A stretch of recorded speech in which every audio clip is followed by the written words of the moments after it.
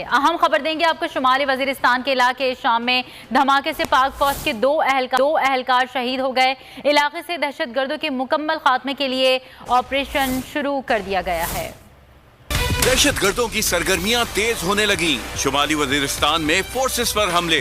शुमाली वजीरिस्तान के इलाके एशाम में धमाके से पाक फौज के दो अहलकार शहीद हो गए। ISPR के मुताबिक धमाके में नायब सूबेदार जावेद इकबाल और नाइक हुसैन अहमद शहीद हुए। एड प्रोवाइड कर रहा है, वो हाइब्रिड वार अगेंस्ट पाकिस्तान है।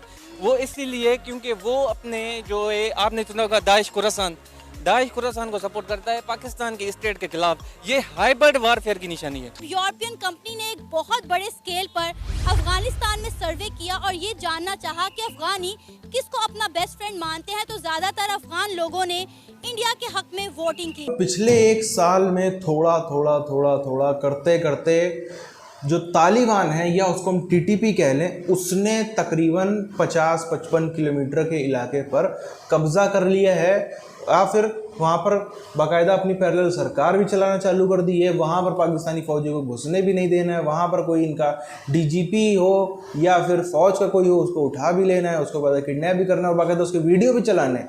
वो भी आप सबको हमने वीडियोस उसके अलग अलग दिखाए हैं जब आते रहते हैं।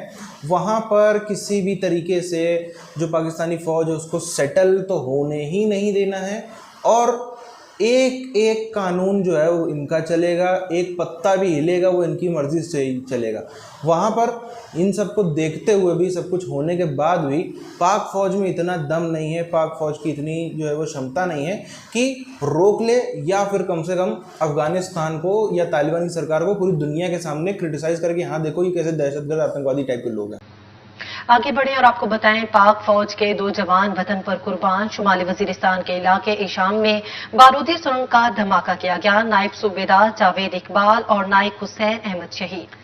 पाक फौज के जो जवान वतन पर कुर्बान। शुमाली वजीरिस्तान में बारूदी सुरंग धमाका हुआ जिसमें 2 जवान शहीद हो गए।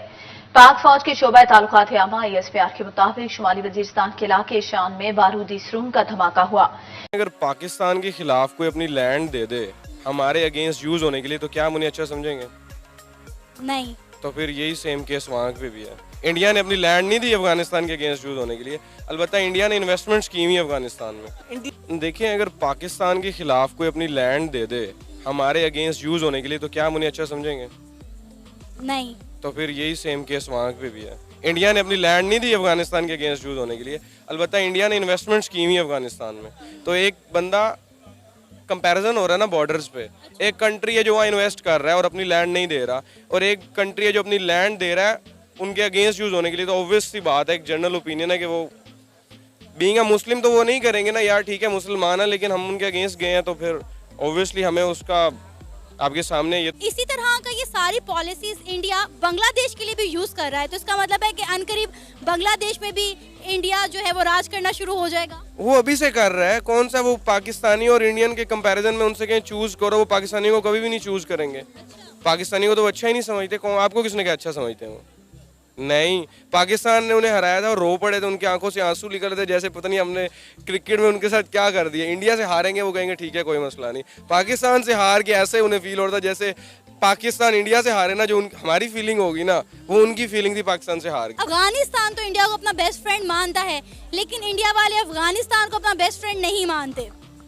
अफगानिस्तान को बेस्ट फ्रेंड इसलिए नहीं मानते इंडिया वाले क्योंकि अफगानिस्तान का जो रिलीजन पर्सपेक्टिव है वो रिजिड है, ठीक है। इसीलिए वो कहते हैं कि ये अफगानिस्तान है वो सिर्फ इसलिए अपने नेशनल इंटरेस्ट को प्रमोट कर रहे हैं और रिलीजियस को इंक्रीज कर रहे हैं इधर, इसलिए वो अफगानिस्तान को लाइक नहीं करते। लेकिन अगर अदर स्टेट हैं लाइक वे पर्शियन गल्फ कंट्रीज हैं, जो गल्फ कंट्रीज इंडिया के साथ इसलिए ट्रेड करते हैं। अब आप UAE का एग्जांपल ले लें, हाईएस्ट सिविलियन अवार्ड दिया गया मोदी को, या आप सऊदी अरेबिया का एग्जांपल ले लें, उसने भी मोदी को अवार्ड दिया। तो वो उनका कोर इंटरेस्ट है अपना ट्रेड का। अफगानी को इंडिया दे रहा है और कौन दे रहा है?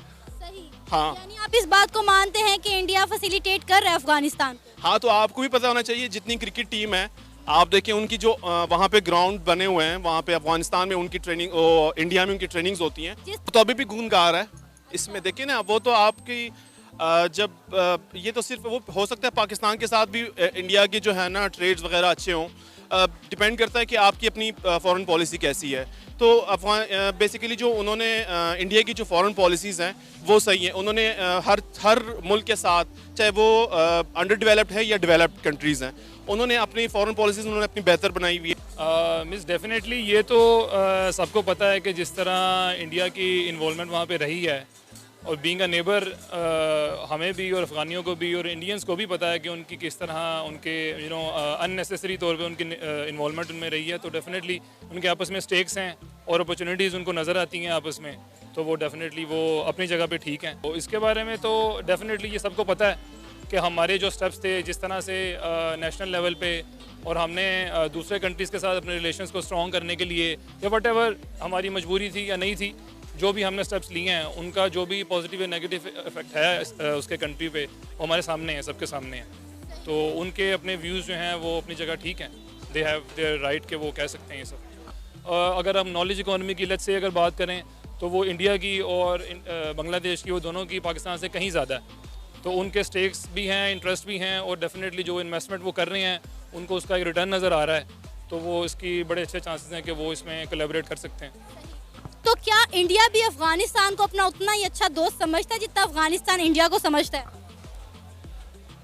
दोस्त समझना या ना समझना एक और पर्सपेक्टिव है, लेकिन जिस ज्योग्राफी में हम रह रहे हैं तो दोस्त से ज़्यादा बहुत सारी मजबूरियाँ भी हैं, ठीक है।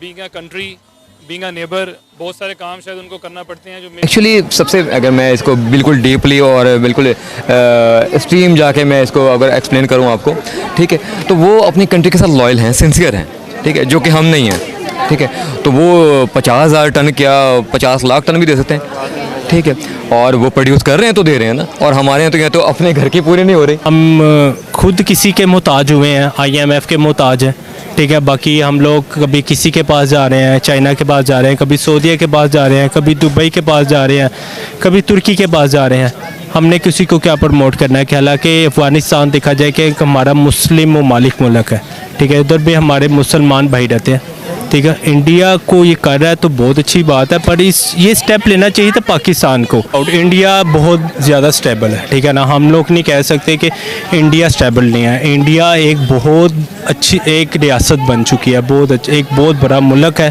ठीक है। उन्होंने अपने मुल्क को इतना प्रमोट कर दिया है कि आज IMF तक वो IMF वाले उनके तरले कर रहे हैं। ये नहीं कि हम उनके तरले कर रहे हैं, पाकिस्तान उनके तरले करता है, IMF उनके तरले कर रहा है, ठीक है ना।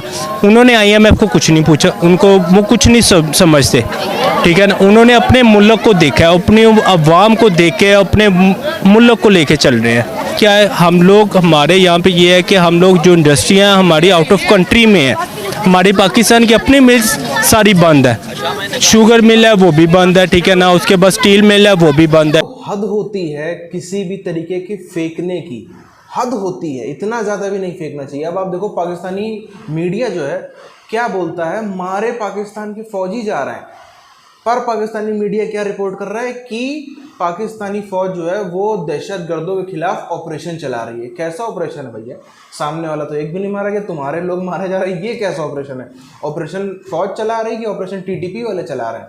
पर अगर हम धीरे धीरे उसको पूरे पैटर्न को अगर देखें जो पिछले 1 साल में घटनाएं घटी हैं, स्वात का इलाका फिर धीरे धीरे, क्योंकि पहली बात तो डुरंड लाइन को वो मानते ही नहीं है, उनका तो साफ कहना है कि KPK जो राज्य है, पाकिस्तान का सूबा है, वो सबसे पहले कब्जा करेगा तालिबान। ये तो पहले कहते थे 1 साल पहले जब नए आए थे, अब तो कहते हैं कि हम पूरे पाकिस्तान में शरिया लागू करके मानेंगे।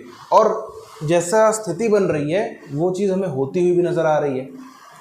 धीरे धीरे करते करते पिछले 1 साल में तकरीबन 60 किलोमीटर का इलाका है पूरा, अगर उसको हम घर पर देखें तो, जिस पर वो आ करके या तो कब्जा कर चुके हैं या फिर पाकिस्तानी फ़ौज को वहाँ पर घुसने नहीं देते, टिकने नहीं देते हैं। अब आप इसी से अंदाज़ा लगा लो, कुछ इलाके में, जो स्वात के इलाकों में, वहाँ पर तो बाकायदा उनको अपनी पैरेलल सरकार चला रहे हैं। अभी तकरीबन 3 महीने पहले की बात है, इसी सब से बचने के लिए इतना ज़्यादा वहाँ पर मार पिटाई हुई पाकिस्तानी फ़ौजियों की। ये तो खबरें बहुत ही ज़्यादा छन के हमारे पास आती हैं, इससे कितने ज़्यादा मारे जाते हैं, बहुत ही ज़्यादा, पर खबरें छन के आती हैं। तो इन सब के बीच में ताकि वो जो है वो सीज़ फायर कर दें, ताकि वो ये सब मार पिटाई रोक दें, वो थोड़ा पाकिस्तानी फ़ौज के ऊपर रहम करें। इसके लिए पाकिस्तानी फ़ौज ने उनकी शर्त मानी थी। वो शर्त क्या थी? कोई भी कानून पाकिस्तान के संविधान का टीटीपी वालों पर लागू नहीं होगा। फिर कौन सा कानून लागू होगा? सिर्फ वो जो इसकी शरिया इजाज़त देता है, जो उसको शरिया के हिसाब से जो कोई भी चीज़ जो है वो कानून तोड़ने वाली है या गैर कानूनी है, सिर्फ वही चीज़ मानी जाएगी, वरना पाकिस्तान का कॉन्स्टिट्यूशन का एक शब्द भी नहीं लागू होता है, ये चाहे जो मर्जी करे। ये रेफरेंस देते हैं कि अगर ये शरिया के हिसाब से कानून नहीं है, उसमें कुछ भी गलत नहीं है, तो फिर पाकिस्तान के कानून में कितना भी वो चीज़ गलत हो, कोई उस पर उनको सज़ा नहीं होगी। पर इन सब के बावजूद भी वो चीज़ भी चल रही है, अभी भी उनके ऊपर कोई भी कानून नहीं लागू हो रहा है। दूसरी तरफ वो बढ़ते चले जा रहे हैं और पिछले 30 साल इस बात का प्रूफ है, तालिबान को रोकना नामुमकिन है।